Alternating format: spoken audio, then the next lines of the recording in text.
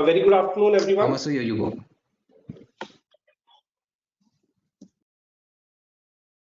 A very good afternoon, everyone. Welcome to the post-budget analysis webinar. In this webinar, we will be covering about the budget and its implications on the economy. This budget, which was brought by our government of India, Finance Minister Nirmala Sitharaman, is truly a Atmanirbhar Bharat ka budget. It has given a lot of positive vibes to all the corporates and as well as to Aam Aadmi. In this budget, the main focus was on infrastructure, healthcare, Swachh Bharat Abhiyan. This is going to give a big boost to demand, which will help in nation building through sustainable development. By not taking too much of a time, I'll request Sufyan to first play MRAI video. Sufyan, please play MRAI's video.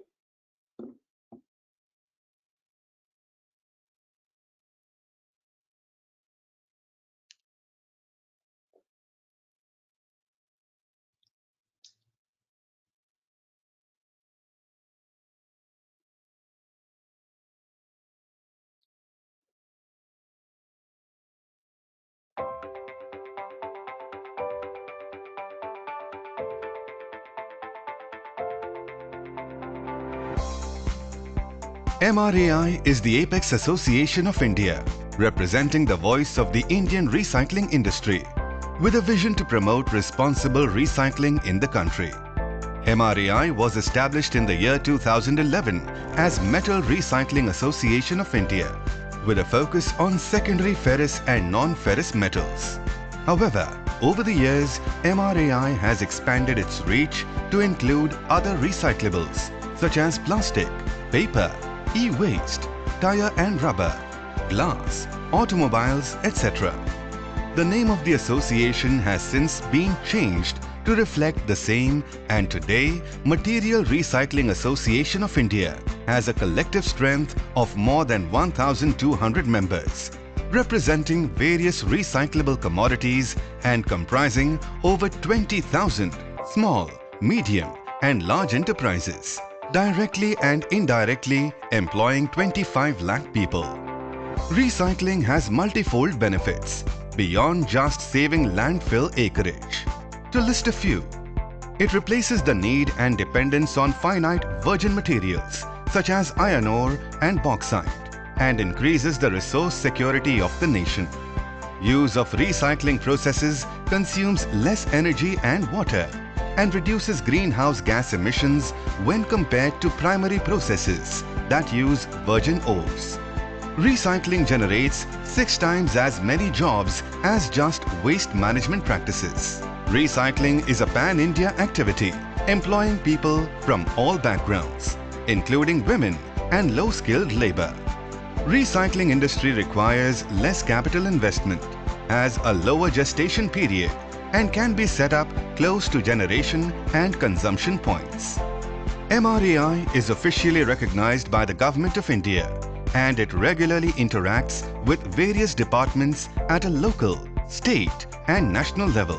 MRAI has worked with many government ministries on different policies and studies related to recycling, such as the Draft National Material Recycling Policy, Niti Aayog, Steel Scrap Policy, Ministry of Steel, End-of-Life Vehicle Recycling Policy, Ministry of Road Transport and Highway, Resource Efficiency Policy, MOEF, Study on Ferrous Market in India, JPC, Study on Aluminium Market in India, Ministry of Mines, and many more.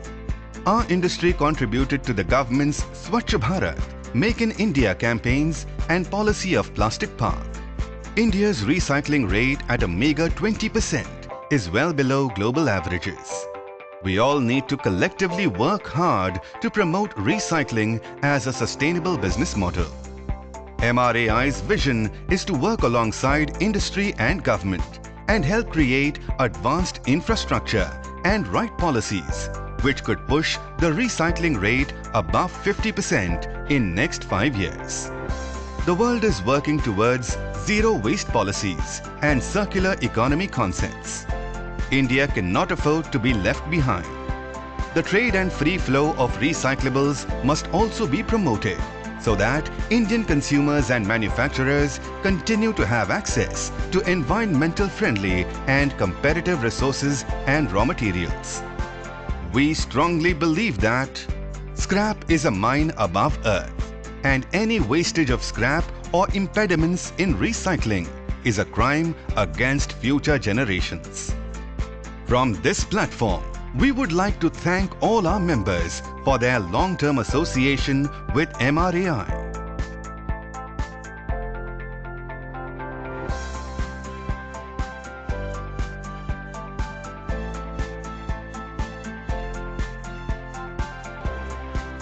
We invite all of you to continue on this journey with us as we work towards making India a global recycling and manufacturing hub with sustainable growth. MRAI, Material Recycling Association of India, the voice of the Indian recycling industry.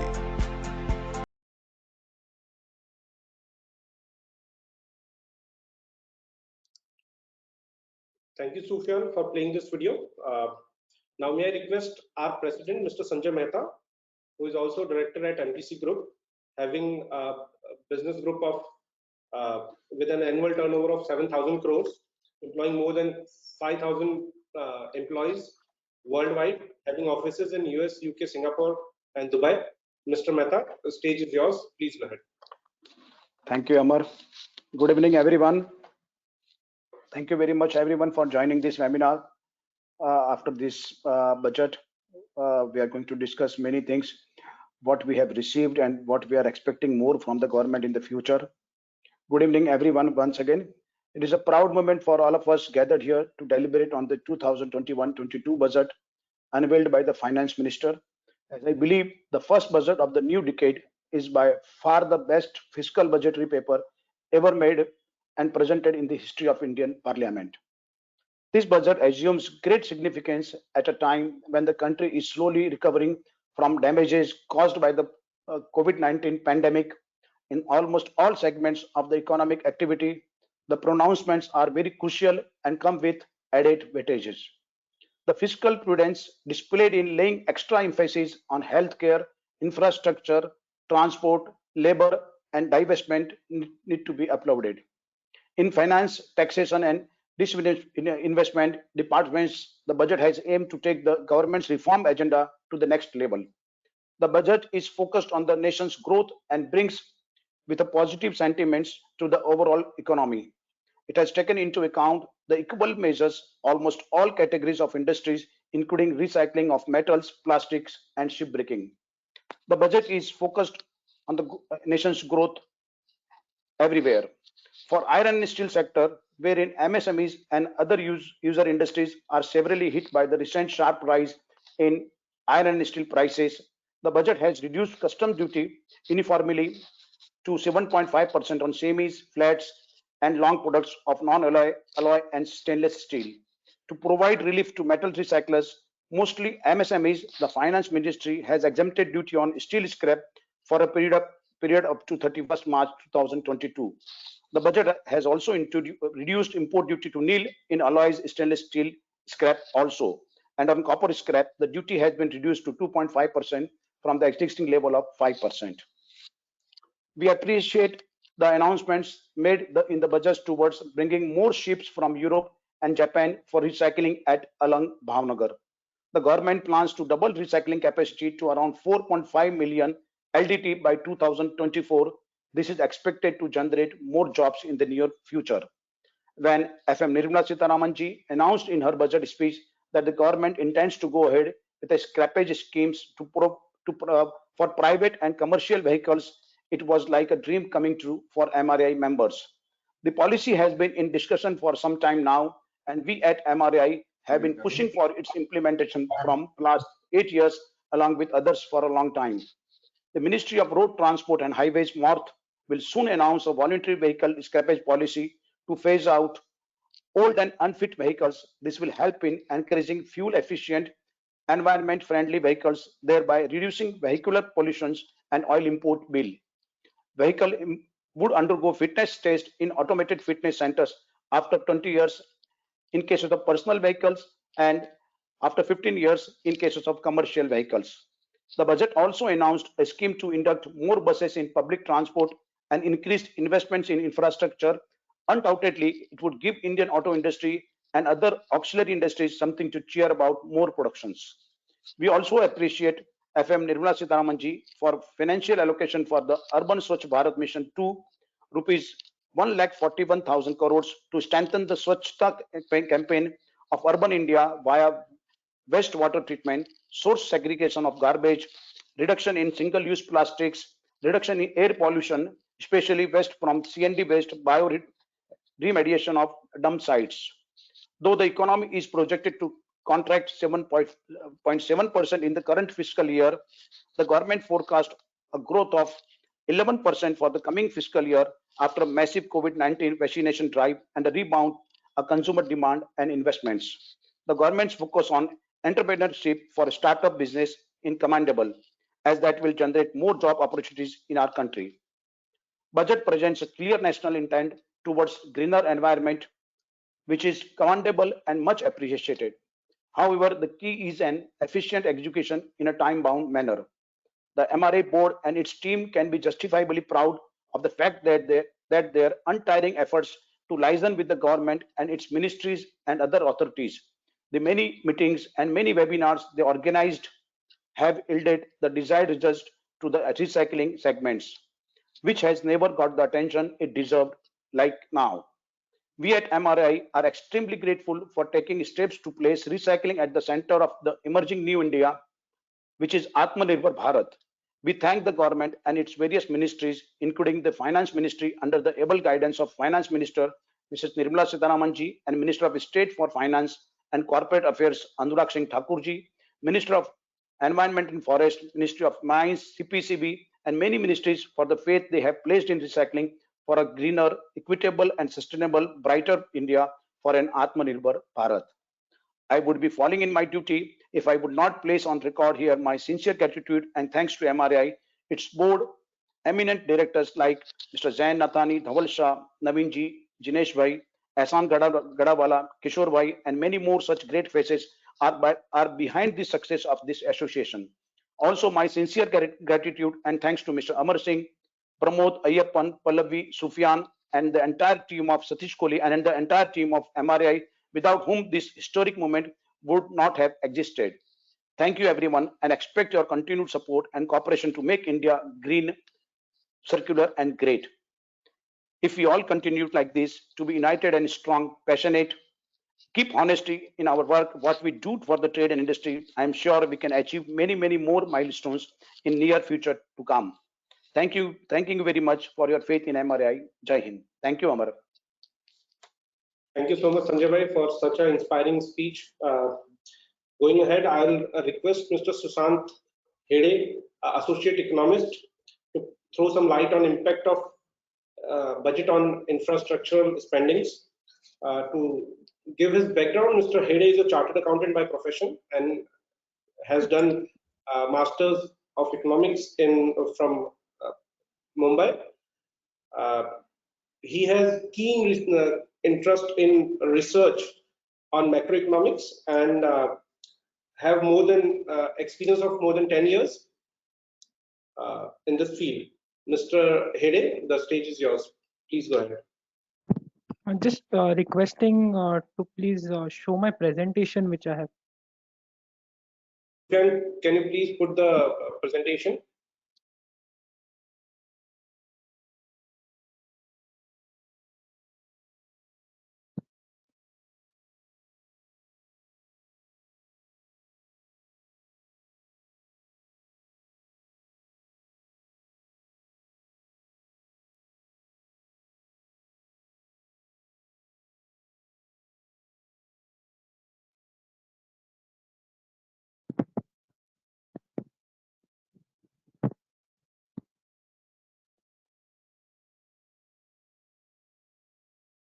Yeah, that's right. Just the slide screen.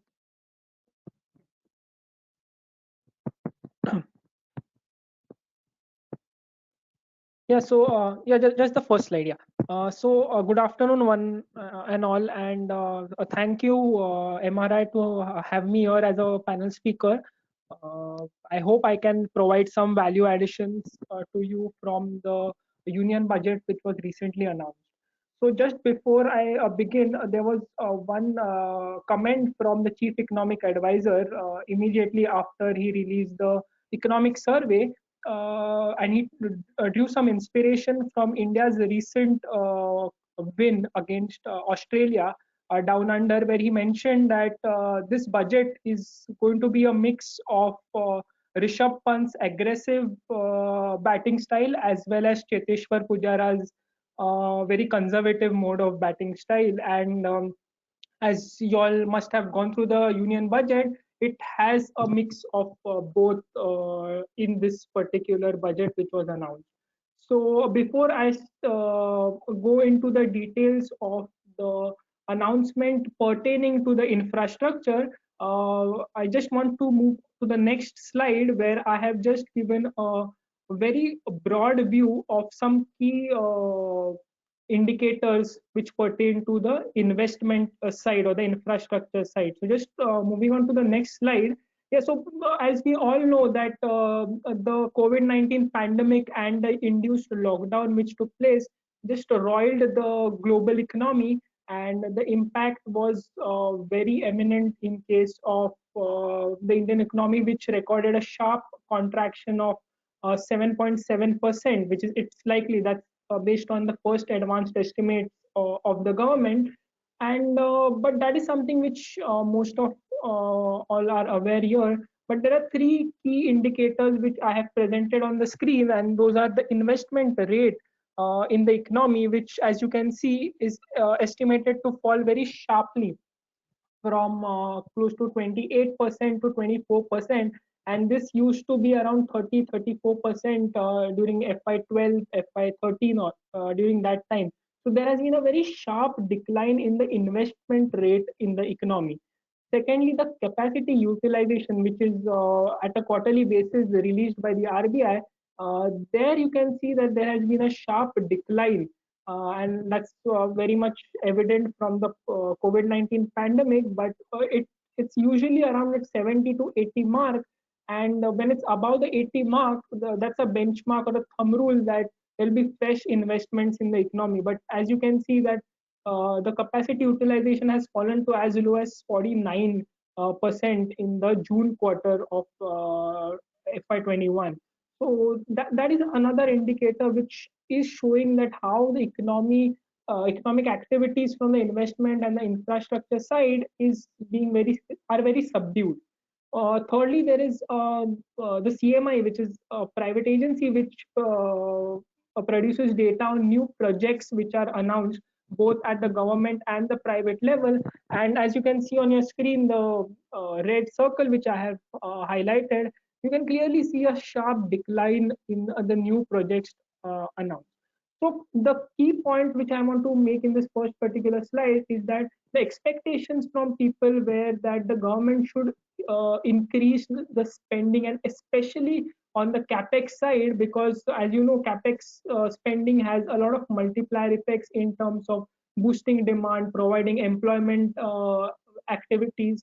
So that is one thing which people were expecting, and to a very great extent. And as I'll show in the next slide, which captures the fiscal snapshot of the budget. So just moving on to the next slide, if you can see the fiscal snapshot, I have very clearly indicated the capital expenditure of the government. And as you can see from FY18 onwards, there has been a gradual increase. And then from FY21 and FY22, you see that the increase has been really sharp, and almost 1 lakh crores in the last 1 year, in each of the last 2 years. Okay, so from 3.4, we have now in FY20, we have budgeted a capital expenditure of 5.5 lakh crores in FY22. The second important number which I want to focus on, this is just a snapshot, but I'm focusing on two key numbers here. One is capital expenditure, and second is the fiscal deficit, which has been pegged at 6.8% in FY22.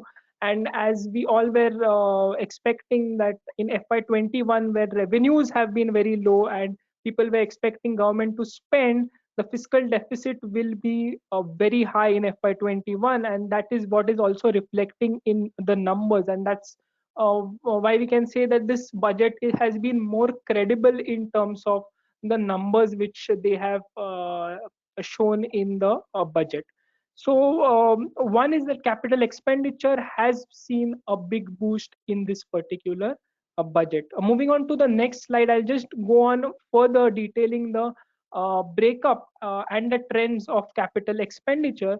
But before I start on that, there's an important point which we need to understand whenever we say that government expenditure has to increase, especially on the capex. But the point to be noted is that when you talk about the total expenditure of the government, we need to keep in mind that almost 85% of that expenditure is going on the revenue side. So I'm talking about interest, I'm talking about subsidies, pensions, salaries. So that accounts for close to 85% of the budget, total budget size. Whereas when you're looking at capex, it is only 12 to 13%, and that has been the trend. If you can see in the chart, it has been the trend that capex has been 12 to 14% of the total budget. Okay, it's only in this particular budget where you see in FY22 the capex to total expenditure ratio has increased to 16%. So that there is one point where you see a big jump in the capex. The second important point to note is where is capital expenditure going into, which sectors does it capital. So if you look at the last 8 years, I have just plotted the trend, as in what is the average spending of capital expenditure, and you can clearly see that 6 of the top industries, the ministries, 6 ministries account for almost 85% of capital expenditure, and that includes defense, which has almost 1/3 of the spending. Okay, and the next two important industries or the ministries are the road transport and highways, which accounts for close to 18%, and even the railways, which has a share of the same percent. Okay, when I'm talking about finance, this is more in terms of recapitalization, then the recent development finance institution. So the money which will be infused in that DFI, all those come under the finance part of it.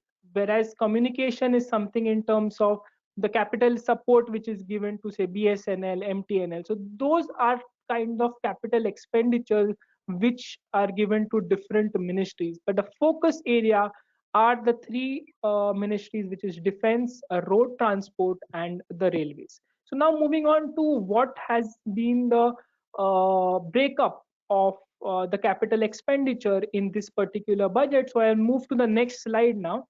So in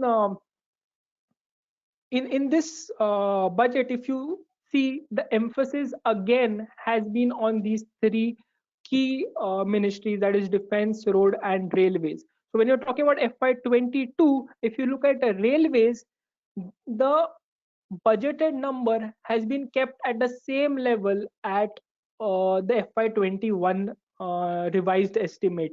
There has not been too much of a change, but if you see FY20 and FY21, there is a sharp jump in the railways budget, as in the capital outlay for railways, and that's primarily because of their planning a railway plan for 2030. So that increase has been on account of that particular plan. Even if you see roads transport, there has been a jump of 18% in the roads transport and highways ministries, as there has been a lot of plans which have been proposed for this particular ministry. The two important budget announcements, one is the Development Finance Institute, which will get a budgetary support of 20,000 crores as per the budget. So this gets captured in the second last line in the table where I've mentioned DFI support. And the last point is on the national infrastructure pipeline. Now, in that particular segment, there has been an capital allocation of close to 44,000 crores. Okay, and there is where the major chunk of increase has also been. So from 13,000 crores, it has gone to 51,000 crores. So NIP is just one part of it, which is 44,000, and there are few other expenditures also included in that. So major point here is the roads has seen a significant increase, as well as urban housing, telecommunication, DFI support, and the allocation for the national infrastructure pipeline. Just one small point regarding the national infrastructure pipeline. So out of the 100 lakh crores of plans which the government has in the next 5 years, 40 around 40% of it has to come from the central government. So that is a huge chunk of money, and that will be divided equally in the next 5 years. And this is a good sign in terms of an increase in capital expenditure, that you see that it's in line with the national infrastructure pipeline. Moving on to the next slide.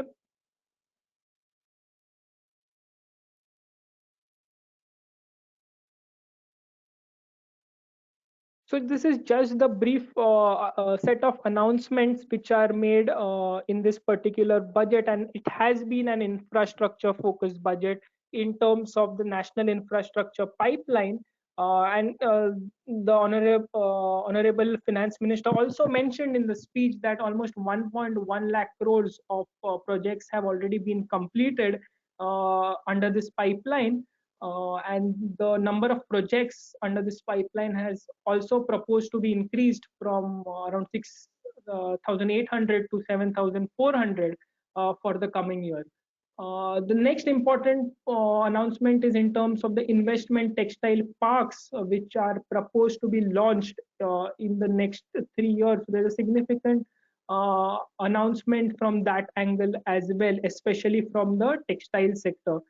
The railway plan is something which I have already mentioned about, but the focus here is to increase the share of railways in the freight from 27% to 45% by 2030, and to increase the different safety measures from the railways point of view as well. The important point is there has not only been an increase in capital expenditure, but also been supplemented by infrastructure finance announcement. That is one in terms of the DFI announcement. The important point here is the lending portfolio which the finance minister has announced is going to be close to 5 lakh crores in the next 3 years. This looks to be a little bit on the optimistic side, because if you look at the total bank credit to the infrastructure sector specifically, then it's at the moment at December it's around 10 lakh crores.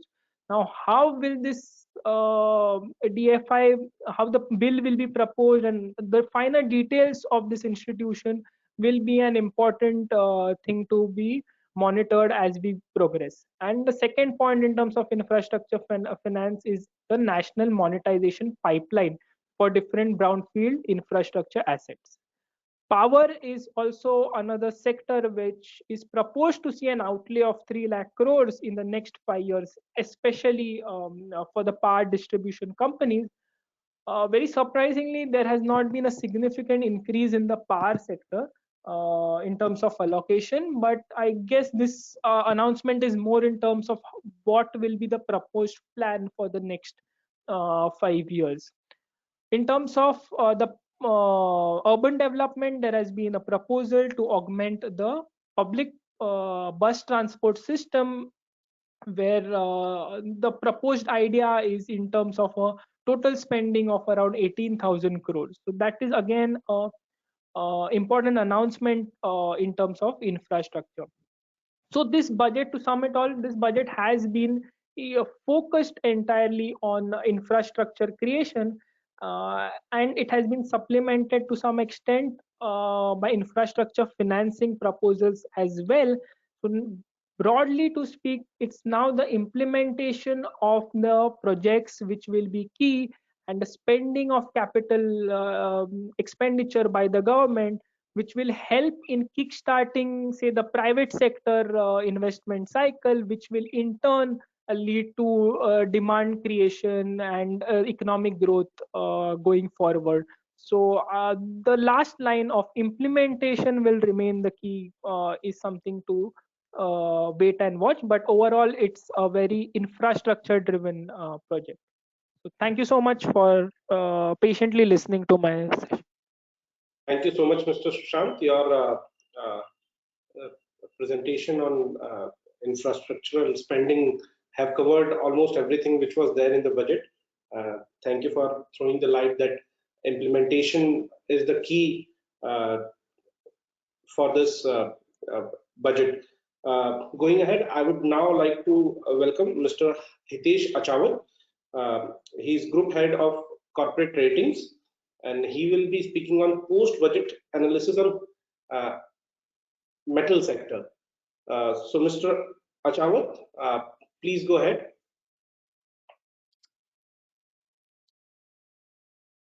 Hello. Yeah, am I audible? Hear you. We can hear you. Yeah. Go ahead. Yeah. Thanks, Amber. Good evening, everyone. I've been asked to present basically on the outlook for the metals and mining sector, especially the base metals. And in such times, when you see that the markets are hovering around at a very high level, giving an outlook is rather a difficult task. My friend actually just emphasized on how the budget has been for the Indian economy, and he actually gave an example of the India-Australia match and the performance of Rishabh Pant and Pujara, and how the budget has actually been so far. Just to continue on that front, I think if I have to look from the metals and mining perspective, the time is currently now India and Australia are actually batting together against China, to be very honest. The way things are moving, let's say on the geopolitical side globally, or within the domestic market also. So last 6 months, we all have witnessed a rather dramatic kind of a cycle as far as the metals and mining industry is concerned. Prices have started improving. They have actually peaked. In fact, now for most of the metals, the average prices are much above the FY20 average prices, yearly average prices. So whether it is copper, zinc, we are seeing that prices are in fact much higher than last year. And it seems that if you look at the prices, we don't see that there is much of an impact of the pandemic, at least on the prices front. If anybody has to understand why this has happened and why such a V-shaped recovery, is it fundamental or are the prices being more speculative than fundamental? I think there is a reason why the increase in prices has been so sharp.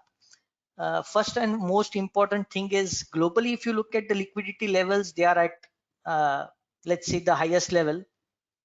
Second thing is not just the liquidity is at the highest level, but also if you look at the supply side constraints for most of the metals, especially for copper and zinc, this is actually supporting the prices more so than the upsurge in demand. No doubt there has been an improvement in demand as well, but this demand improvement is largely based on the stimulus which have been coming so far as the overall global economy is concerned. So whether it is China, which is actually running the show as far as the stimulus is concerned, it is supporting the global prices undoubtedly.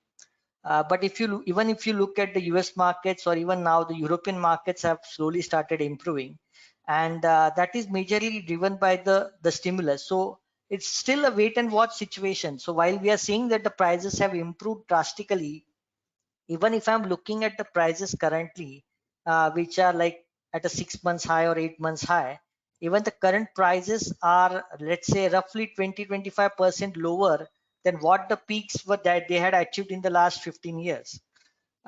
They might be higher by around 50-60% as compared to the minimum average yearly prices for the last 15 years. So that's one of the observation which I would like to focus on, that there is a rally undoubtedly, and there is a sharp rally on the upward side.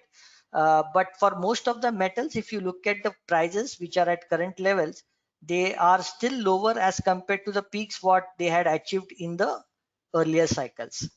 Having said that, why this cycle is a kind of a different cycle as compared to other cycles is actually the players have started seeing an improvement not just in the realizations but in profitability as well.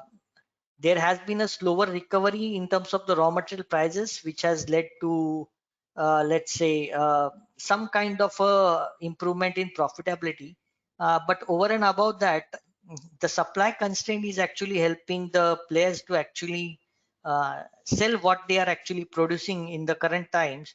And as care, we feel that probably this rally would continue for next quarter as well. So even the fourth quarter seems like should be a very good quarter for most of the metals and mining players. And we don't see much of a correction in prices.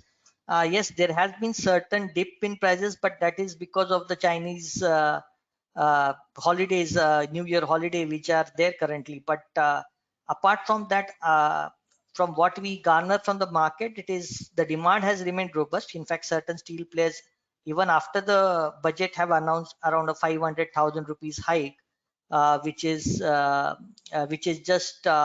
just announced, I think, a couple of days back. So yeah, I mean, this is what is happening globally as far as the demand is concerned. CARE feels that despite of the pandemic and the kind of improvements which we are seeing, probably the demand outlook will be on an improving side. Not really much for specific metals like aluminium. We are not seeing much of a demand growth, although the prices are currently at around $2,000 odd. But we are seeing a kind of a slow recovery in aluminium demand as compared to other metals. As far as zinc and copper are concerned, especially for zinc, the demand has been improving because the steel demand continues to improve. So that is also supporting the demand for steel. As far as copper is concerned, we see that as far as the domestic market is concerned, because of the Tuticorin shutdown, what we are seeing is last 2 years we have been a net importer of copper, and we continue to remain a net importer going ahead as well. So domestic copper prices would surely be on a higher side and will be following the trend what we observe in the global copper prices. Global copper prices again are getting the benefit from the let's say disruption in the mine supply, which is actually supporting the LME prices for copper. Well, having said that, if you look at the last 3 quarters, how the prices have moved, Q1 was an absolute disaster for most of these metals. Q2 actually remained very flat, but Q3 has shown around a 15 to 20% rally. In fact, in certain metals to around 35 to 40% rally in prices, and which have sustained at least for the month of January. And so far in the month of February, we see that probably there is a mild correction, but not really a substantial correction in what we have seen overall till date.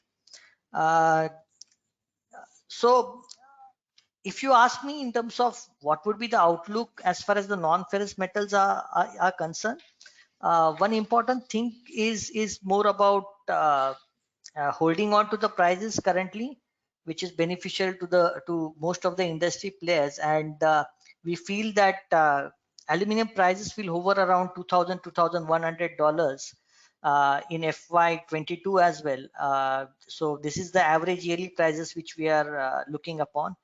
We feel that copper prices perhaps will be somewhere around 6,500 or 7,000 odd dollars. And for as far as zinc is concerned, it will be somewhere around $2,000 to $2,500 per ton. Only lagger as far as the prices is concerned is lead, and the lead prices are currently hovering at around 1,800 to 2,000 odd dollars. But I think the kind of moves which are happening, especially on the automobile side, probably we may sooner or later see a kind of some kind of a support as far as the lead prices are concerned. So probably the prices would remain at around 2,000 2,100 in FY22 even for lead as well. the focus, what we saw as far as the budget is concerned, one impactful thing what the ministry or the for the Indian government is trying to showcase is basically whatever is the domestic demand, it has to be met by the domestic supply. Yes, we have seen a lot of jitteriness in terms of especially the impact on the secondary steel players when the prices had gone down. But with the new focus in terms of the scrapping policy, doubling of the shipbreaking yards, specifically reducing the custom duty on, let's say, copper scrap, making the customs duty at nil for steel scrap imports. All these things actually are a positive sign that the government is looking at that, not just the primary steel producers who have added upon 20-21 million tons in the last 5 or 6 years as far as the capacity is concerned, but the secondary steel producers should also be in the same line. And with this kind of a policy measures, what we are looking at currently surely emphasizes more on the secondary steel players, and it's a clear indication that government has keen interest on the secondary steel players. I mean, there were a lot of rounds about pollution, about the quality of steel. So all these have been put aside. Even if you look at the national steel policy, even at the BIS standards which have been changed, a trend was emerging that probably the secondary steel producers or the secondary steel manufacturers or even the secondary non-ferrous metal producers, they lack in terms of quality or they lack in terms of the pollution norms. But the kind of message which the government is giving through this budget is actually really an eye-opener in terms of that secondary steel players are equally important, and the value of secondary steel is equally important for most of the players within the industry. And it is also very much crucial for the Indian economy that this industry is actually getting the much needed support. I would say a timely support, because this the pandemic situation has actually led to a loss of lot many players within the industry. But I think the new focus of the government in terms of let's say the secondary steel players through the small changes in terms of the duties and also in terms of the scrapping policies will surely benefit the secondary steel players. Sorry to disturb you. Yeah, We have very less time left, so yeah, please, please wrap yeah, up. okay. Yeah, so coming on to the steel sector, looking at the multiplier of around 1.2 1.3 times, and like what Sushant has also mentioned, there is a robust growth as far as the infrastructure sector is concerned. So we feel that probably there will be a double-digit growth going ahead, even for the steel industry, because the economy is pegged to be growing at a double-digit growth. So we see that there should be a robust growth in steel sector as well, which means that even the secondary steel players will contribute to a very large extent. Having said that, the policy on scrappages, new infrastructure policy, there is a revival in demand in terms of the housing sector, changes in the regulations for the housing sector. All these will actually together help the Indian steel industry as well to show a robust growth. So we maintain our positive outlook on the steel sector as well. So that's it from my side in terms of the outlook on the non-ferrous metal as well as the steel sector is concerned, and broadly the impact on the sector after the budget. Yeah. Thank you so much, Mr. Avchar.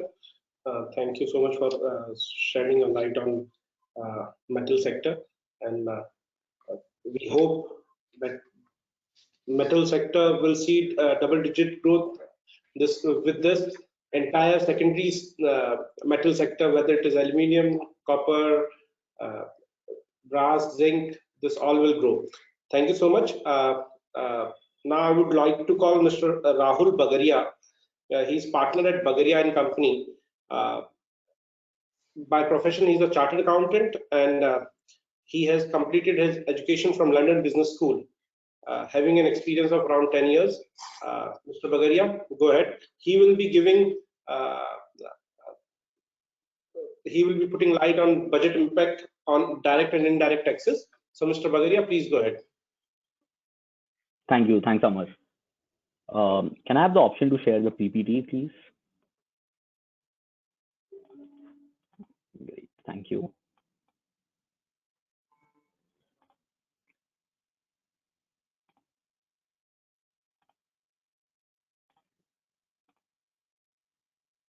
All right. Is the screen visible? We can see it. Yeah. All right. Thanks. Thank you, Amar. Thanks, Sanjay ji, for the brief introduction. Thank you, Sushant and Hitesh, for giving us an outlook of the infrastructure spending of the budget, as well as the prices in the steel sector and the metal industry. I'm very happy to be here, and I wish I can throw some light which is helpful to all of you in the direct tax and the indirect tax implications of this budget.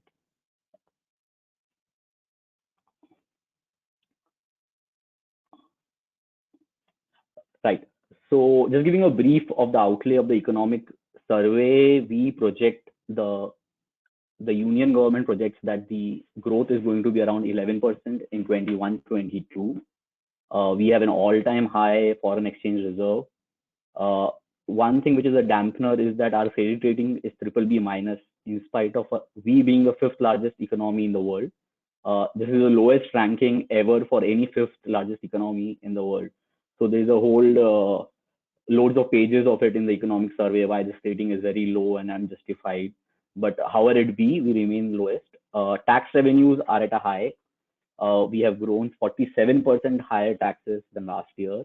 However, majority of it is coming from indirect taxes rather than direct taxes. There's a lot of fuel tax coming in. The prices of the fuel is very high. So government is managing between a shortfall of revenue on the direct tax end and increase and surge of revenue from the indirect tax spend. So that remains so. There are both adverse and positive impacts. Adverse impacts being government is not able to disinvest itself from some of the load-bearing PSUs for a lot of time. Targets are very high over periods, over last years. Current year target is also very high. However, realizations remains very low. Unemployment is at a high in the country. Industrial sector growth is also considerably low.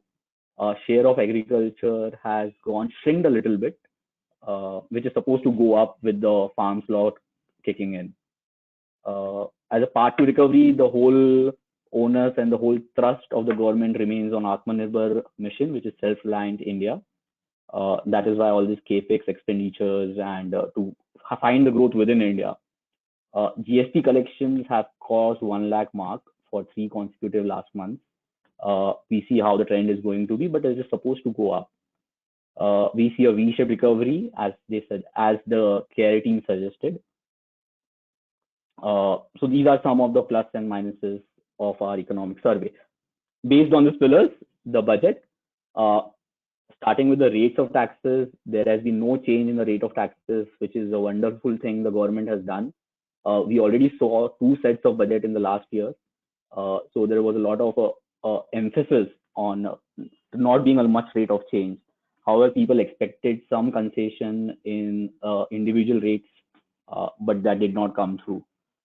It is also very important before I move forward to understand what is there in the budget as to what is not there in the budget. It is equally important and we should not undermine it. So a lot of draconian thoughts before the budget was coming in was there will be a COVID cess, there will be a super rich ultra tax that might come in with an increase in surcharge. There was a whole concept of L tax coming back. There was a concept of estate duty coming in. However, the government has done a phenomenal job of not bringing any of these provisions into the acts and saving any new taxes for some other day. So these are the positives. However, there remain some negatives in the budget, which is the LLP rate. LLPs are still and partnership firms are still taxed at a very high rate compared to its corporates. So there was some rationalization expected, which did not come through. There is a proposal to put an agricultural cess, which is supposed to increase prices of certain products. So we'll see how it comes through. So that is with respect to the rates of taxes. There's not much change, so I'm just skipping it as a paucity of time. Impact on individuals and businesses. So the first impact is senior citizens above 75 years of age are not supposed to file tax returns. This is provided only if they have pension and interest incomes, because that information is already collected by the government and the tax department. So there is no thought of any leakages coming in from that angle. One important thing which might help most of us is that tax audit limit has been increased from 5 crores to 10 crores. This is subject to your transactions, purchase and sale, both being done digitally or through bank accounts. There's a leeway of only 5% cash transactions that can happen. So if 95% of purchases as well as sales are made through banking channels, the limit of 10 crores kicks in. There's a concept of presumptive taxation for professionals, wherein professional LLPs are also now included. HUFs and partnership firms are included, wherein they will be deemed as professionals under 44 ADA and only supposed to be taxed at 50% of their gross receipts as profits. Another major change coming in being time limit for filing belated and late returns. There are concepts of revised returns and belated returns. The government has shrinked this timeline, which has been come down from 12 months to 3 months from the end of the relevant assessment year. So for 31st March 22, you were allowed to file a revised return till 31st March 23, which was a 12 months. Now it has come down to 9 months. So you can now file it for till up to 31st December 2022 itself. So you have a gap of only 9 months therein. Another concept was employee contribution made by the employer. There was a whole bunch of litigations coming in, wherein there was always a delay or majority a delay by the employer in depositing employees' contribution to the PF. The stand taken earlier before this provision kicked in was that the due date would be taken as the date of filing of the income tax return. So even if you have missed the deadline of the PF deadlines, that would be okay. But if you had filed before your returns are filed, you would still be allowed a deduction. So there is a clarity brought in that no deduction will be allowed if there is any lapse in submitting PF as per the PF Act. So that expenses will be disallowed completely. So businessmen have to take care of this provisions now. Housing is not going to impact us, so I'm not going to go into it. There's a safe harbor rule coming in wherein a leeway of 10% was allowed. Now, if you purchase and sell a property, a leeway of 20% is allowed. But mind you, this is a half-hearted provision relaxation. It deals with only first-time allotment. So if you're buying a house, it is only for a residential property. If it is being allotted to you by a builder in a new building, only then this 20% leeway is allowed, or else it is not. So a very half-hearted provision to leave travel concession. Employees were allowed to reimburse their LTCs. However, because of COVID situation, a lot of people are not aware of traveling. They are very wary of traveling. So now this can be compensated in their cash. So if the organization pays or reimburses cash to them, in spite of their incurring any LTC, they will get a deduction. Subject to certain conditions, and I'm not going into it because of paucity of time.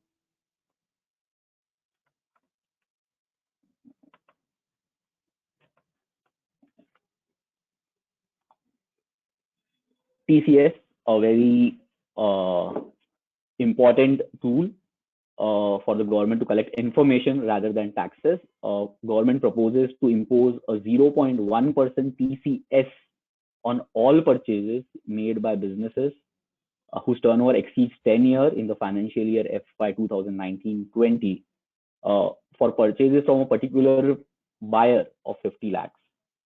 So if the buyer is not able to give us his PAN number, we're not able to collect the PAN number, we have to collect the TCS at 1%. We have to deposit it within 7th of the next month, and the return has to be filed within the 15th of the next quarter. TDS and TCS, a very stringent provision kicking in, because if you don't have your returns filed as a buyer or a seller, and then the rates would go up substantially. It will be twice the rate specified in the Act. twice the rates in force or at the rate of 5%. So if they are not filing returns, we have to deduct TCS, collect TCS at 5% and deduct tax at 5%. So the whole thrust, as you can see on this budget, and for the last 2-3 budgets, it has been on collection of information by the government. So TDS and TCS remains a very strong tool to collect information of transactions between buyers and sellers. Startup, I'm gonna skip. ULIP. ULIP was an important concept for businessmen to save some taxes. However, if you're paying any ULIPs more than 2,50,000 in a year, you will not be allowed any exemptions under Section 10. So now ULIPs have come at par with mutual funds. So that is a rationalizing provision kicking in there. Another important amendment, sort of a super rich tax, is that if you are earning income of more than 2,50,000 rupees as interest from a provident fund, it is an employee's provident fund, of more than 2,50,000 rupees, and it is taxable. Up to 2,50,000, it is exempt. Important final point, this provision is not applicable to interest earned from public provident fund. So any income earning from a public provident fund is completely exempt, as it was before. MAT, if there is any addition, they have brought a rationalization to reduce litigation. If there is any addition made to you on account of some transfer pricing adjustments, there was a litigation that this will not be adjusted in your MAT calculations. The provisions now bring clarity and a welcome provision which suggests that any addition made by the ITO in the TP assessments will be allowed as MAT adjustments.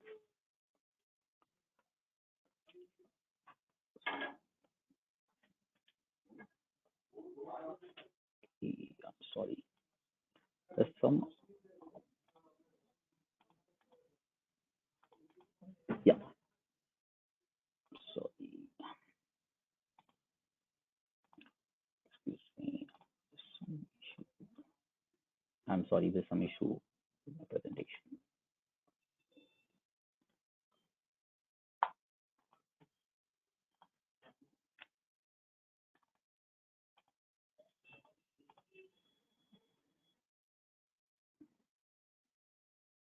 Yeah. Impact on business reorganization and M&As. A lot of provisions have been brought by the government to stop, actually bring some hindrances to the whole M&A and reorganization. So for slump sale, there was a concept of slump exchange. The government clarifies that exchanges will be deemed as slump sales and subject to tax under Section 50B. So this is not a welcome step for M&A. In mergers and acquisitions and in buying and purchase of businesses, there was a concept of goodwill. A businessman was allowed depreciation on the goodwill paid. That was the price paid in excess of the cost was allowed as a depreciation. They have brought clarity. They have said that no deductions will be allowed. So again, not a much welcome step by the government. Transfer of capital asset to a partner was, so if there was a dissolution or a retirement of a partner in a partnership firm, and any money was paid to the partner either through a capital asset or money, the same was taxed in the hands of the partnership firm and not in the hands of the partner. The provisions are now reversed. Now this will become taxable in the hands of the partner and not in the hands of the firm. I don't think so.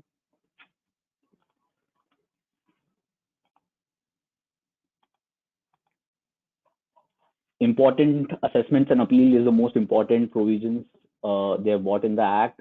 Some major changes here. ITAT is a forum which they have completely done faceless. As we know, scrutiny assessments and appeals have already been made faceless. However, the government has gone a step ahead and converted ITAT into a faceless mechanism. Now here a lot of trust deficit comes in. ITAT being a quasi judicial authority, it becomes very important for the government to implement a faceless ITAT. So I'm not personally sure how this will happen, whether it will be sustainable before courts of an ITAT being faceless, and whether the taxpayers will trust a faceless ITAT. The government has discontinued with the whole income tax settlement commission. So it has been winded up right on the date of the budget. So if any applications are pending before it, they can be withdrawn up till 3 months, or a board will be constituted to pass judgments on the same. Important changes in the reopening of assessments. The government, initially any income up to 1 lakh could be assessed. Assessing officer could reopen for 4 years back, and any income more than rupees 1 lakh, he could assess it up to 6 years back.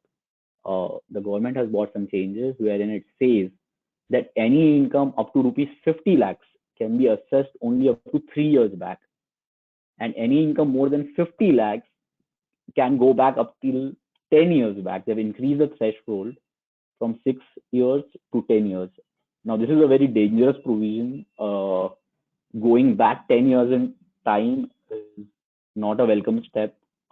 It can bring in a lot of litigation, increases compliance cost on businessmen because they have to now document their books of accounts for up to 10 years, which is a whole lot of time.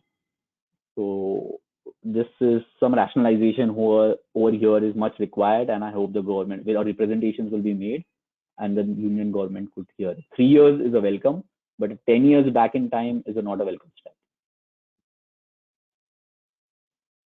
These are some illustrative timelines.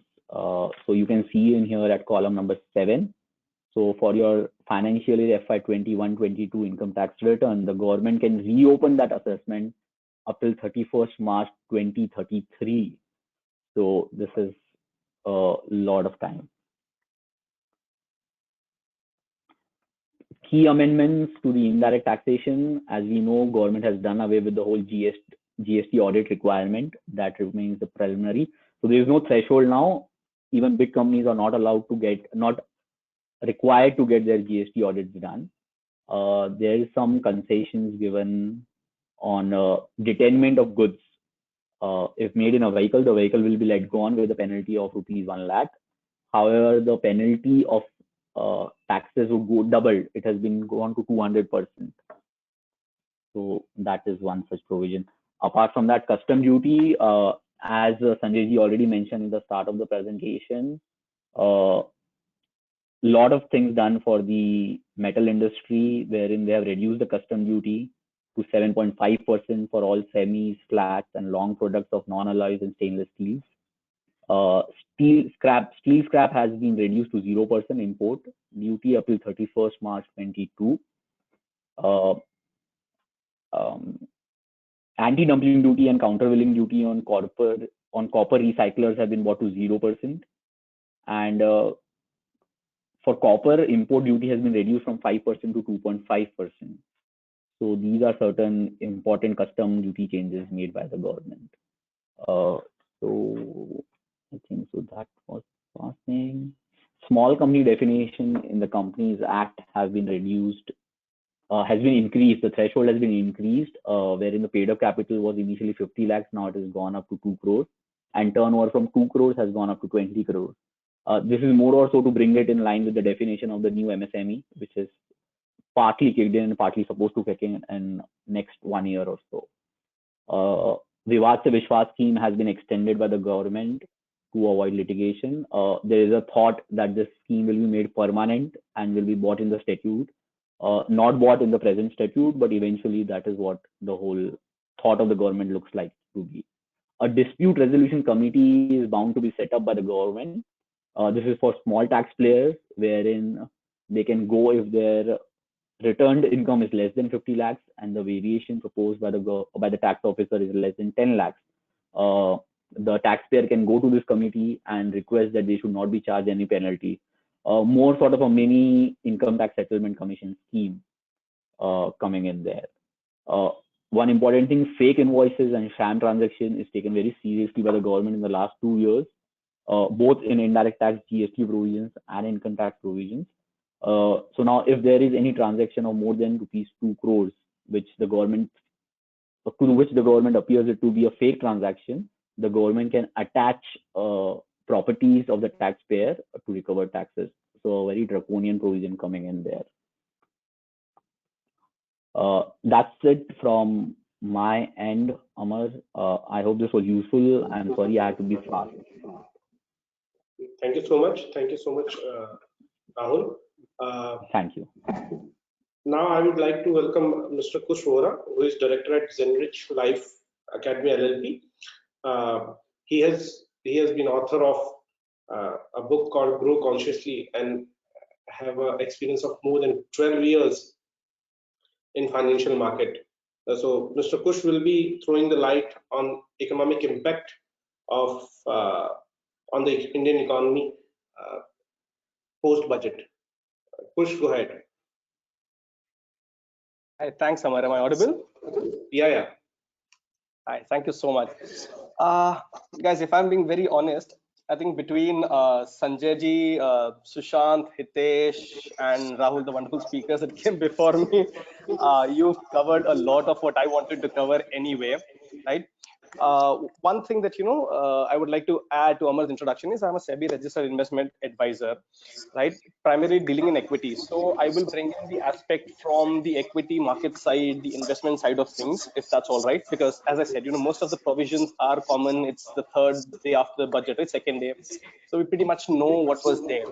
Although I'll still run by that, I'll bring in the perspective from the equity investment side. I hope that's all right.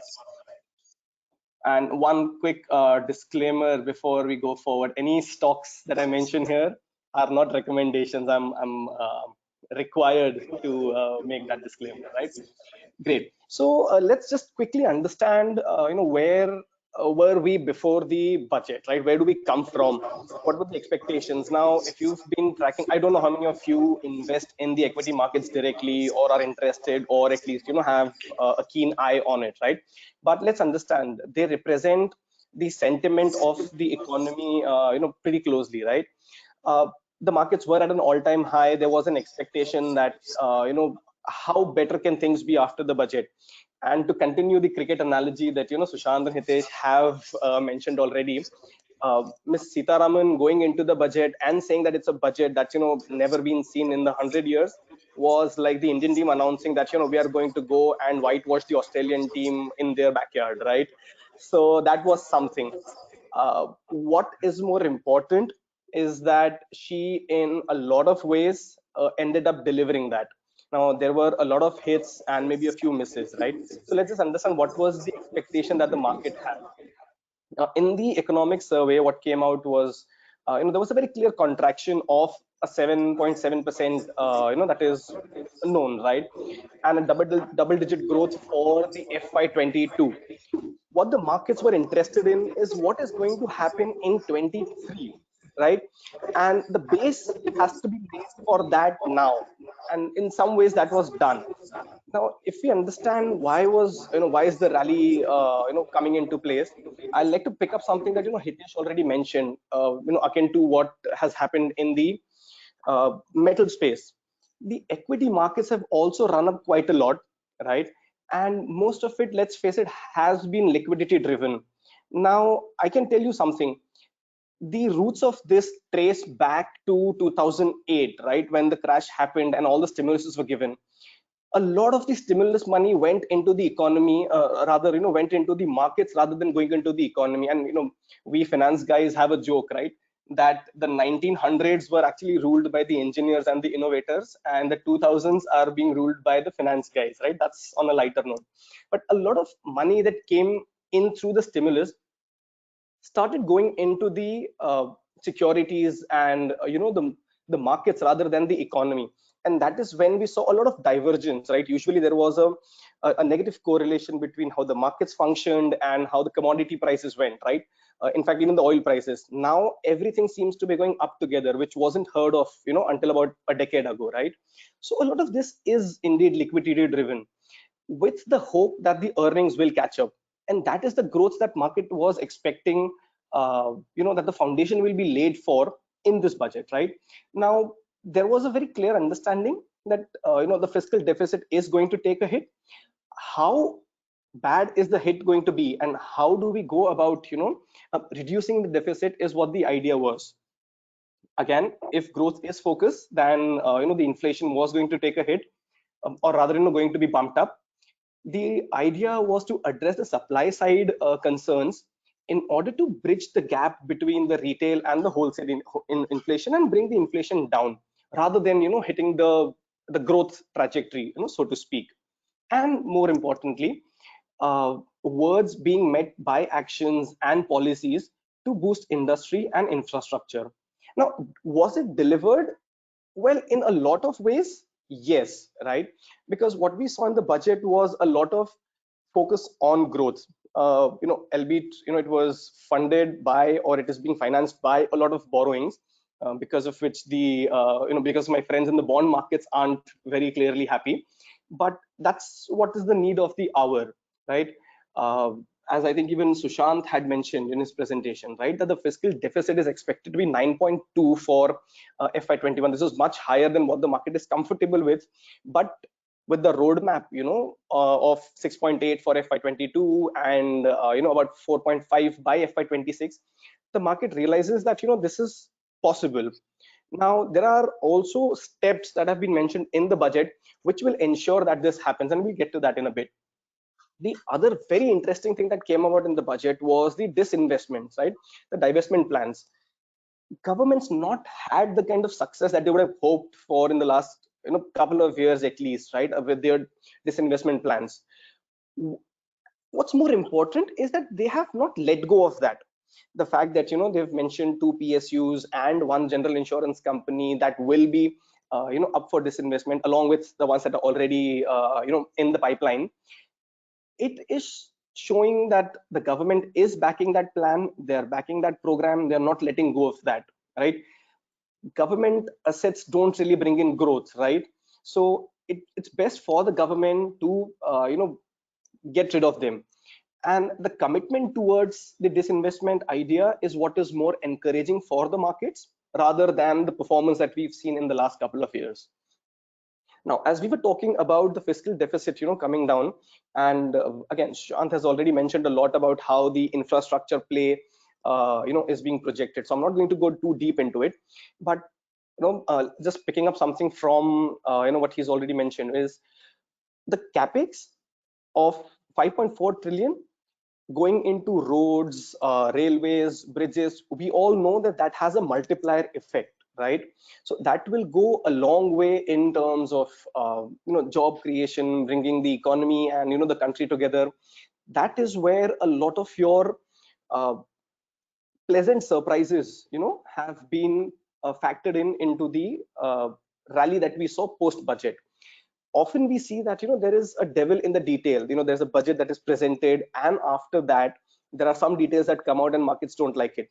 But if the market rally, if that is anything to go by, between the first yesterday and today, there isn't the devil in the detail. There are a lot of positives that the market is taking out of it, even after a couple of days of the budget being announced, right?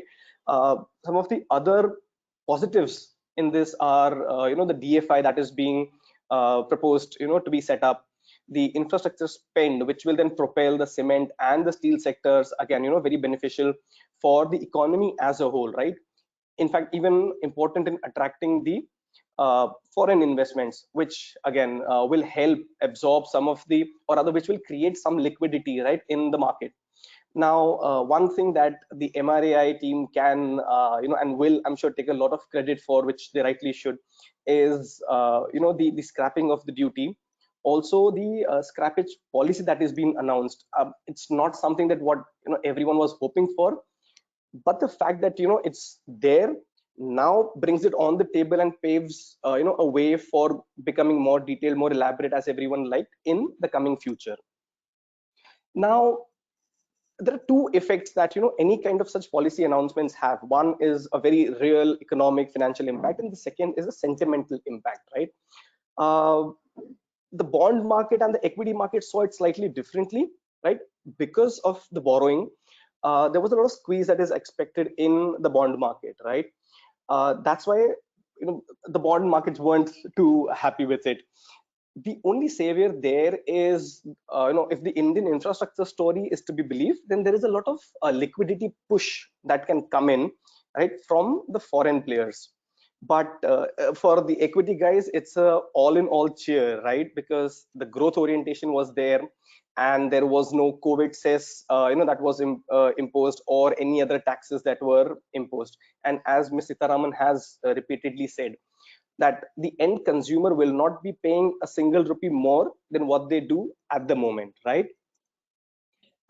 Some of the positive impacts on the financial sector, on the healthcare, and on the auto sector. As I said, a lot of these have already been covered, so I'll not go too deep into it.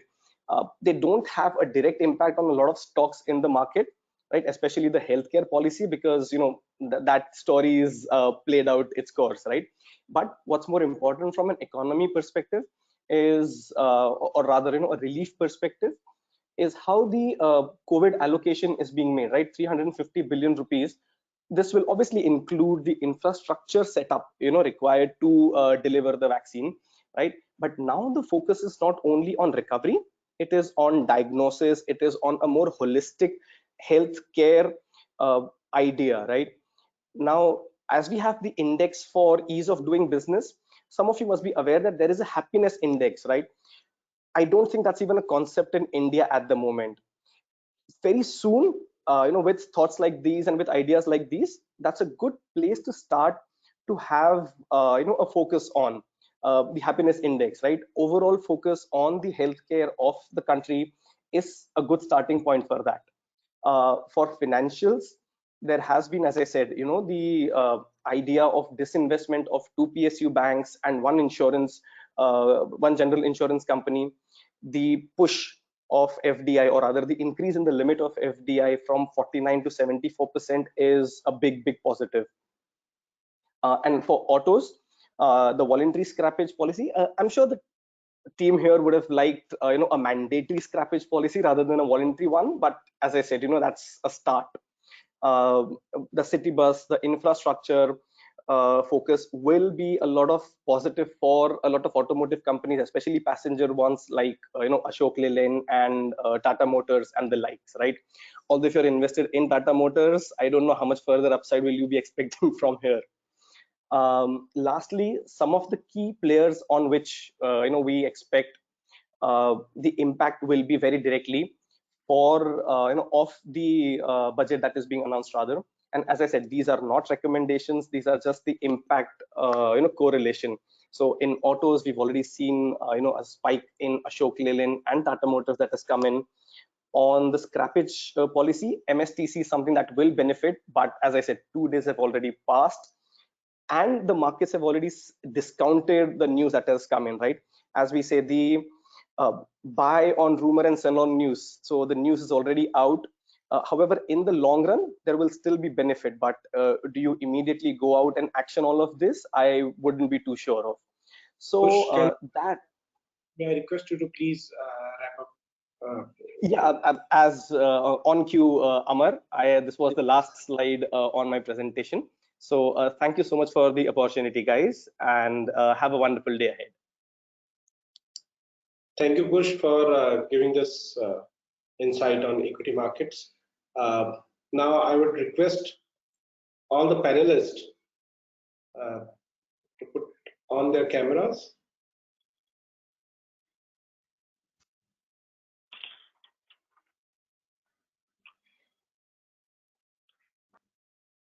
I would request our president, Mr. Dhaval Shah, to please take ahead this panel discussion.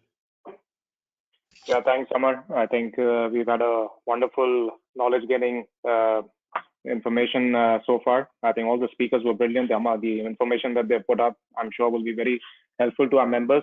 I mean, I'm sure we've heard the experts, the tax consultants, the advisors, the economists, the analysts. I think just an industry perspective, you see year after year, very religiously, we watch the budget and hope that something better comes out in terms of the policies or the things related to our business. I would say without any hesitation that this budget, which was just delivered, is a moment of reckoning for our industry. I mean, for years and years, we've been talking about how transformative our work is, the good that we do for the society and the economy. I think, when the word recycling is uttered 5 different times during the course of the budget, it actually makes us all very feel proud. I remember in the first 10 minutes itself, the finance minister was heard saying that, we need to set up treatment and recycling plants for C&D waste under the Swachh Bharat. So regardless of the monetary changes or the financial implications it would have to your business, I think you just need to give a pat on your back to, for the work that has been recognized as a recycler, what we all do. I think it's a moment of respect, recognition, and reward. What we are seeing today. I remember in 2011 when we visited the finance ministry as part of the MRAI team, the senior official told us that ye secondary metals kya hota hai. So I think we've all come a very long way, and I'm sure that the one big thing that perhaps needs to happen is this national materials recycling policy that the MRAI has worked upon. It's there with the cabinet. Once that sees the light of the day, I mean, that's really it will catapult us to the next level. So I thank all the speakers. I think we've kind of we've got some questions here for you. We'll ask the experts to sort of guide us through on those questions. One of the things that perhaps I would like to ask, and maybe this can be directed to Mr. Bagaria, is that we heard the finance minister saying that they are overhauling the customs duty structure, and by October there will be like all the exemptions. I think she referred to 400 exemptions being reviewed and a new customs duty structure being put in place. Any idea what will be the design of this when she says the revision or overhauling of the customs duty structure? Is it the rate, the application? What changes are we expecting here? Sure, what she meant was that there are a lot of old exemptions, around 400 old exemptions lying for more than 80 years. So they are going to have a relook on all of it. A lot of them are outdated. So they'll get done away with most of them and try to find if there is anything. So they're going to overhaul, they're going to study the whole thing and find exactly what new needs to be bought in and what old needs to be discarded. So that is what her intent was. Okay.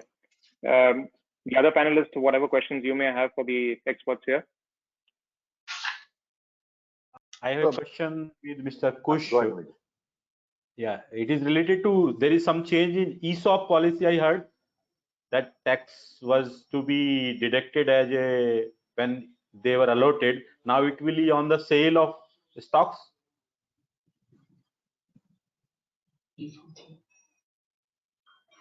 Naveen ji, that's not something that I have a detail on at the moment. Let me circle back on this with you in particular, yeah? Because this will help the startup in a big way, because if it is being taxed at 30% and if it is taxed at a long term or short term, so it will help. Okay. Dhaval, I had a couple of points and then just a question for the CARE panelists. The 2 points that I'd just like to make is, of course, it's been a wonderful budget for all of us in MRA and the recycling industry. The import duty on ferrous scrap cutting down, just to put that in numbers, I mean, it's almost an $8 to $10 difference per ton. And when you're competing for scrap with other markets like Bangladesh and Pakistan for Indian secondary steel, it actually makes a big difference. The second thing is on the vehicle recycling policy. While we absolutely welcome it, I think one of the panelists said this is where MRA can still play a more crucial role, because we don't really know the innate workings of the policy. What are some of the penalties that are going to come? What are some of the incentives that are going to come to really make this a very successful policy? So I think MRA still has a big role to play out here to make sure that this policy is a success and it just doesn't remain on paper. That's very, very important.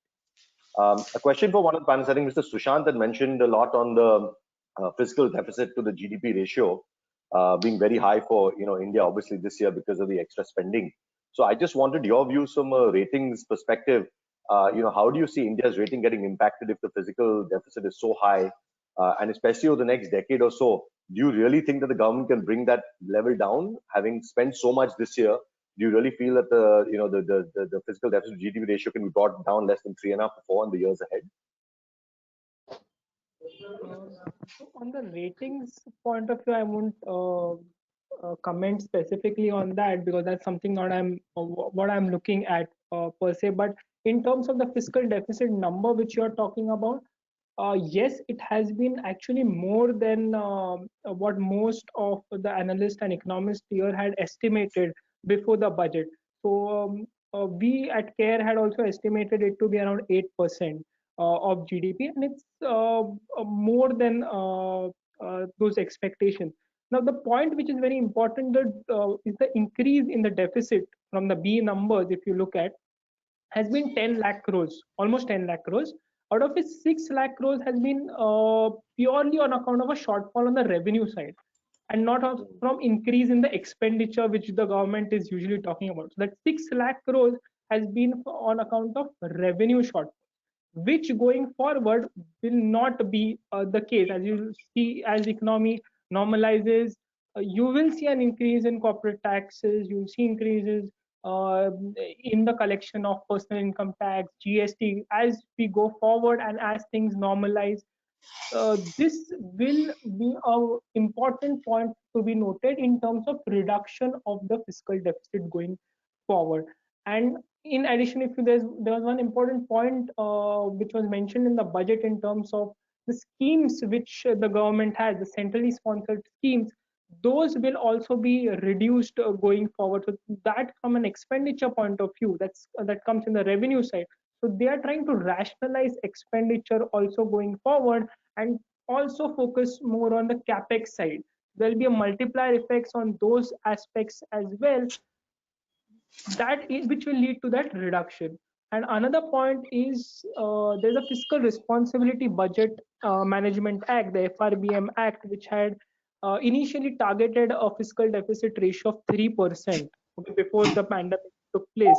So now, given that it's 4.5% is what they are targeting, it's more on credible lines and more transparent from the government's point of view. So that is something what the rating agencies will consider.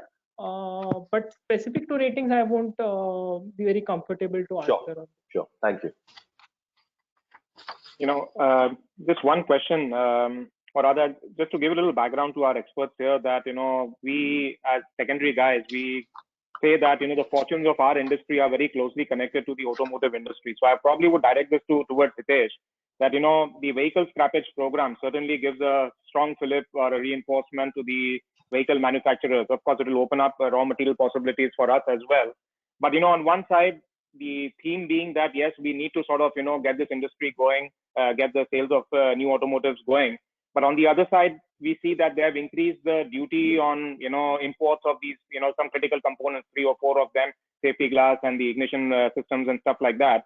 I think there's a paradox here. So are you able to decode this, that on one side you want to sort of put this industry in motion, you want the sales of new cars happening, and that's why you bring up this program. On the other side, you sort of taxing them more. I think from 7.5 you've increased the duty to 10 and 12% on the components or the parts that they're importing. So how does this work? So very good observation in terms of what you have said. See, like I said in my presentation as well, the government's focus is majorly not just the domestic demand, but it is also basically to address to that domestic demand, there has to be an equivalent domestic supply. So yes, certain components, the observation which you have made, the emphasis is more towards manufacturing within India rather than importing. Same, if I have to say, as far as the scrappage policy is also concerned. So if you look at India's scrap demand, probably it will be somewhere around 30-35 million ton, out of which we are actually let's say accumulating around 20-24 million tons in the domestic market, and around 7-8 million tons is still getting imported.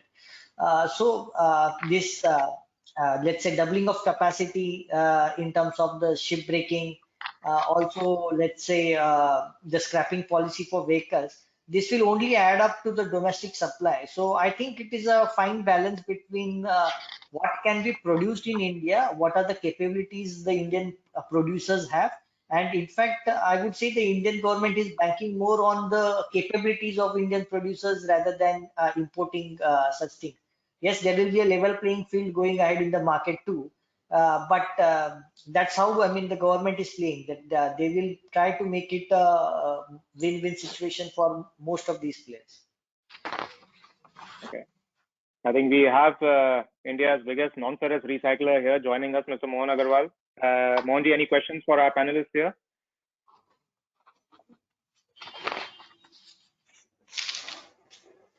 You're on mute. We can't hear you.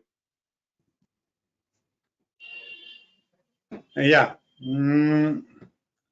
My question to the panelists would be more on where everybody says that this is the best budget that this government has really provided.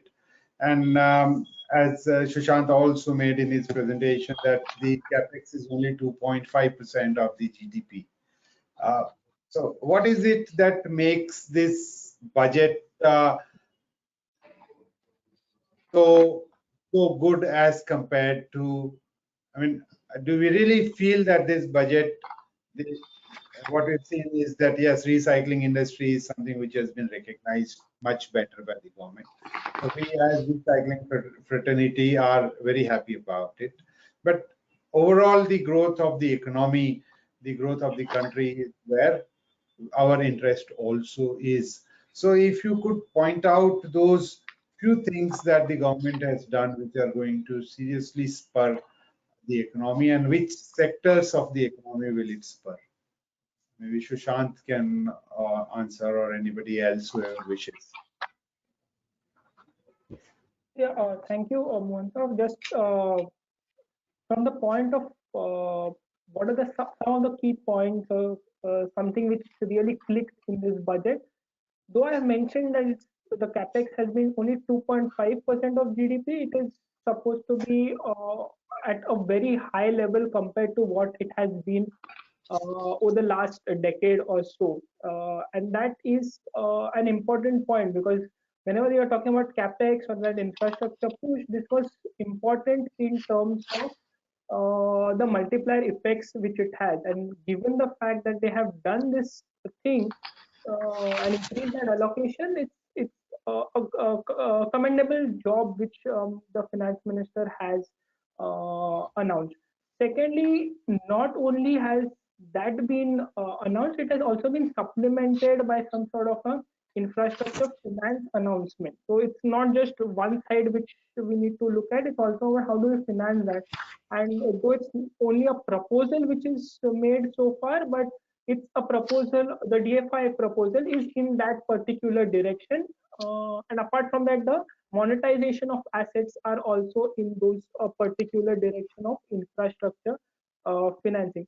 Third very important point is in terms of the credibility of the numbers which we have seen. So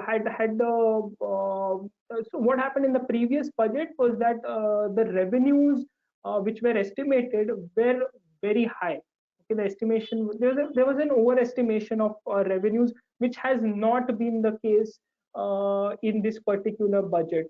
The disinvestment target of FY21, which was 2.1 lakh crores in the previous budget, is now, as you know, till December, it's only 20,000 crores is what the government has got so far.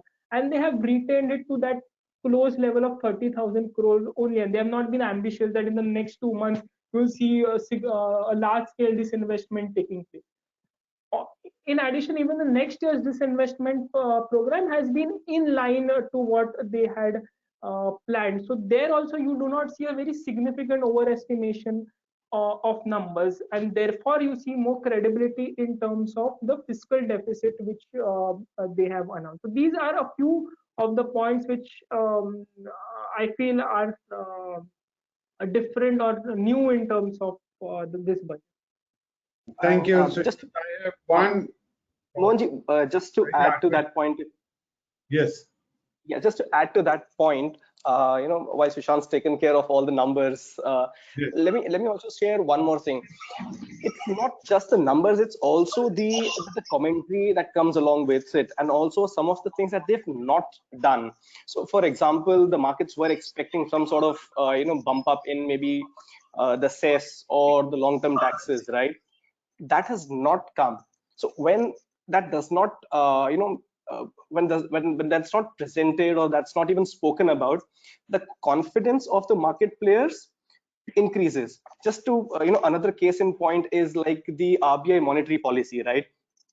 A lot of times we expect the monetary policy to be maybe status quo, but what you see is, what you look forward to is the commentary, right? Is it dovish? Is it hawkish? What are they going to say? And that supporting lack of certain draconian measures, I know Rahul mentioned a few, but a few of those which were absent were actually adding to the confidence of the investors, of the industrialists, and that is what is playing a major role. As I said, there was no devil in the detail once the budget papers were out and everyone had a chance to go through them. So that is also something that is helping our cause and the push towards growth and the government's commitment towards growth more so. Thank you, Kushi. I have one question for Hitesh ji. we were tinkering around a 3% deficit to GDP before the COVID struck. In this year, we have a 7.5% fiscal deficit to GDP. And they say we will be able to come down to 4.5% by 2025, which is another 4 more years that it takes from coming to 7.5 to 4.5. So, I mean, I as a layman doesn't really understand the implications of it.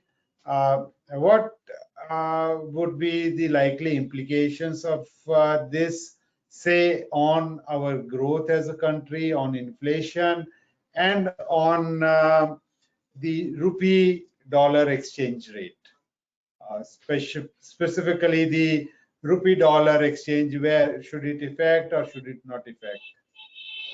Yeah, thank you. Yeah, I think part of the question can be answered by Sushant as well.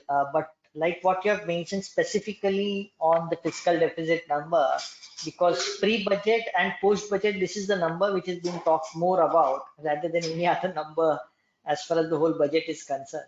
Yes, I agree to your point that the 6.8% in FY22 and maybe less than a 4.5 by 25-26 target. See, actually what happens is everybody was more jittery about whether the government will shy away in terms of spending or coming up with a much needed budget like this just because of the pressure globally in terms of the sovereign ratings, and what would be the impact, let's say, on the rating per se if they are throwing in such a kind of a number. Just to add to the context, while these numbers look extensively high, I mean, in a normal situation, probably it would have resulted in a significant change in rating in terms of the sovereign ratings. But taking cognizance of the pandemic and the worldwide impact of it, even the rating agencies have actually relooked in terms of the fiscal deficit numbers.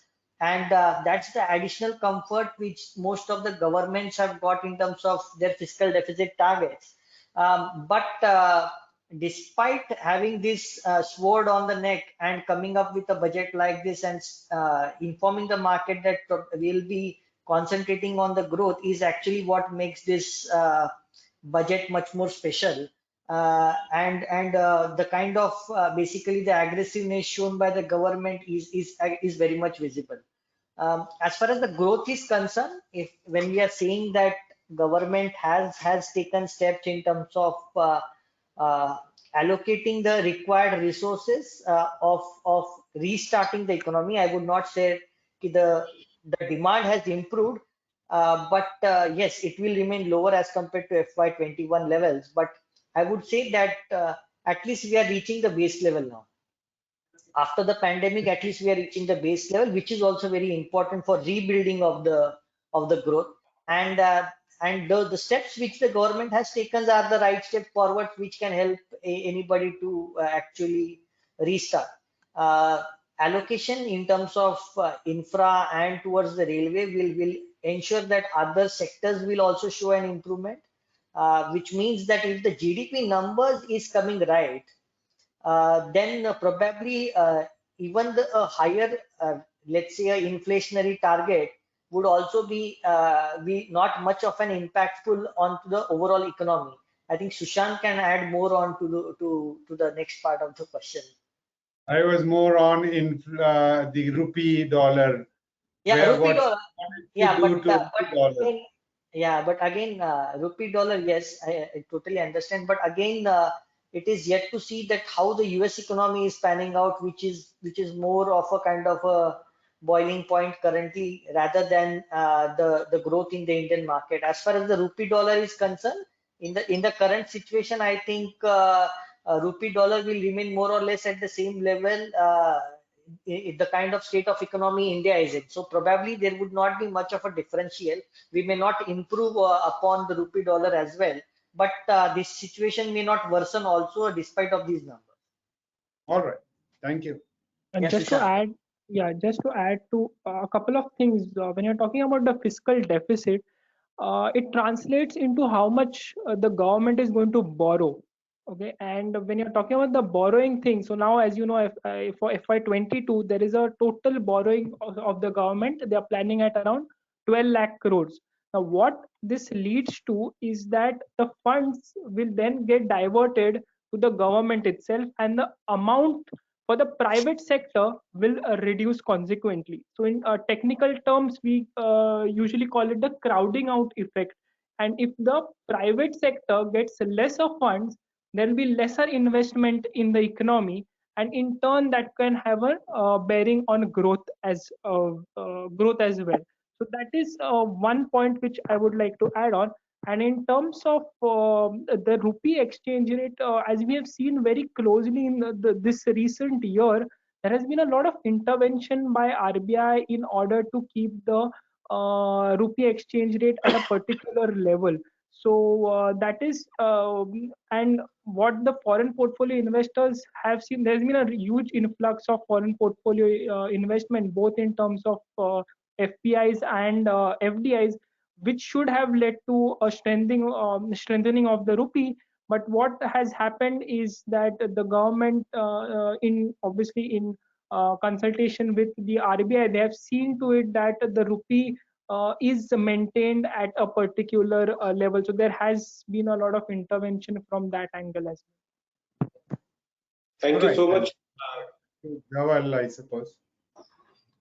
No, I think we've adequately covered everything that we wanted to ask, and I'm sure what I can read the lines and between the lines is that it's a thumbs up as far as this budget is concerned. The industry is kind of taken it very positively, and so are our experts also sort of quite they're talking positive about it. So as an industry as a whole, I think let's hope that the forthcoming times to come, we definitely are able to do better. I think there are certain incentives that are given out. Let's hope the execution is right. Big big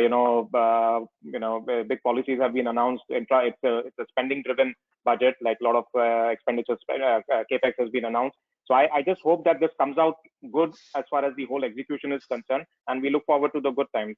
Amar, I'll hand it back to you. Yeah, thank you so much, all the speakers, panelists, and attendees.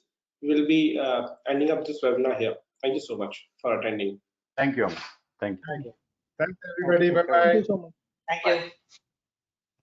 Thank you. Bye.